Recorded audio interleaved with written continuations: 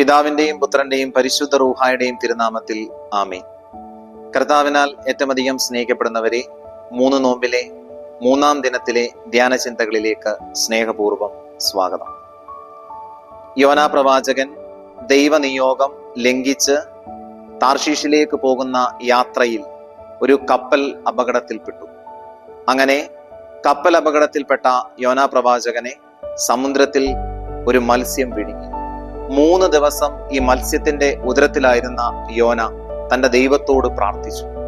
അവിടെ ദൈവത്തെ കണ്ടുമുട്ടിയ യോനാ പ്രവാചകൻ ദൈവഹിതം എന്താണ്, അതെങ്ങനെയാണ് താൻ പാലിക്കേണ്ടതെന്ന് യഥാർത്ഥത്തിൽ മനസ്സിലാക്കിയിട്ട് യോനാ പ്രവാചകൻ സമുദ്രത്തിൽ ഒരു മത്സ്യത്തിന്റെ ഉദരത്തിൽ 3 ദിനം യോനാ പ്രവാചകൻ ചെലവഴിക്കുകയാണ്.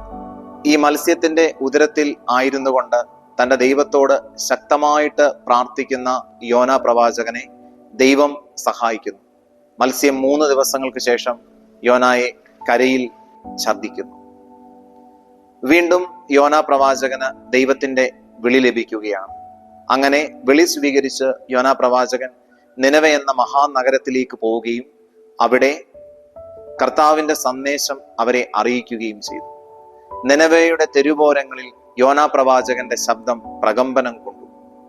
എല്ലാ മനുഷ്യരും അനുതാപത്തിലേക്കും കണ്ണീരിലേക്കും പ്രാർത്ഥനയിലേക്കും ഉപവാസത്തിലേക്കും കടന്നു വന്നു. രാജാവ് പൊതുകൽപ്പന രാജ്യത്ത് പ്രഖ്യാപിച്ചു. പ്രായശ്ചിത്തത്തിന്റെയും പരിഹാരത്തിന്റെയും ദിനങ്ങൾ നിനവയിൽ ഉണ്ടായി. ചാക്കൊടുത്ത് ചാരം പൂശി കണ്ണീരോടെ അവർ ദൈവ കരുണയ്ക്ക് വേണ്ടി പ്രാർത്ഥിച്ചു. പ്രിയപ്പെട്ട സഹോദരങ്ങളെ, ഈ സംഭവം ധ്യാനിക്കുമ്പോൾ നമുക്ക് മനസ്സിലാകുന്ന ഒരു കാര്യമുണ്ട്. ദൈവം എല്ലാവരെയും സഹായിക്കുവാൻ ആഗ്രഹിക്കുന്നു. ദൈവം എല്ലാവരോടും കരുണ കാണിക്കുവാൻ ആഗ്രഹിക്കുന്നു. പാപത്തിന്റെ അടിമത്വത്തിലേക്ക് വീണു പോകുമ്പോഴും ഹീനകൃത്യങ്ങൾ ചെയ്ത് ദൈവസ്നേഹത്തിൽ നിന്ന് അകന്നു പോകുമ്പോഴും ദൈവം നമുക്ക് സാധ്യതകൾ നൽകുന്നുണ്ട് തിരികെ വരാൻ. ദൈവം പല വ്യക്തികളെയും നമ്മളിലേക്ക് അയച്ചുകൊണ്ട് നമ്മെ തിരികെ പിടിക്കാനായിട്ട് ആഗ്രഹിക്കുന്നു. അതിനുദാഹരണമാണ് നിനവെ നഗരത്തിലേക്ക് യോനാ പ്രവാചകനെ പറഞ്ഞയക്കുന്നത്. നിനവെ നഗരത്തിലെ യോനാ പ്രവാചകന്റെ പ്രസംഗം കേട്ട് നിനവെ നിവാസികൾ മാനസാന്തരപ്പെടുകയും ദൈവത്തിന്റെ കരുണ അവരുടെ ജീവിതത്തിൽ പ്രാപിക്കുകയും ചെയ്തു. പ്രത്യേകമായിട്ട് നമുക്ക് മനസ്സിലാകുന്ന കാര്യം, യോന എന്ന മനുഷ്യൻ ദൈവഹിതം ലംഘിച്ച് മറ്റുള്ളവർക്ക് നഷ്ടത്തിന് കാരണമായെങ്കിൽ അവൻ ദൈവഹിതം പാലിക്കുവാൻ തയ്യാറായപ്പോൾ ഒരു ദേശത്തിന് മുഴുവനും അനുഗ്രഹമായിട്ട് മാറുകയാണ്. നമ്മുടെയൊക്കെ ജീവിതത്തിൽ നമുക്ക് ധ്യാനിക്കാം. യോനാ പ്രവാചകനെ പോലെ മറ്റുള്ളവരുടെ ജീവിതങ്ങൾക്ക് അനുഗ്രഹമാകുന്നതിന് നമ്മൾ പരിശ്രമിക്കാറുണ്ടോ? നമ്മുടെയൊക്കെ പാപ സാഹചര്യങ്ങളിൽ തിരികെ പിടിക്കുവാൻ ആഗ്രഹിക്കുന്ന ദൈവസ്നേഹത്തിലേക്ക് നമ്മെ നയിക്കുവാൻ അനേകർ കടന്നു വരുമ്പോൾ അവരുടെ വാക്കുകളെ നമ്മൾ സ്വീകരിക്കാറുണ്ടോ?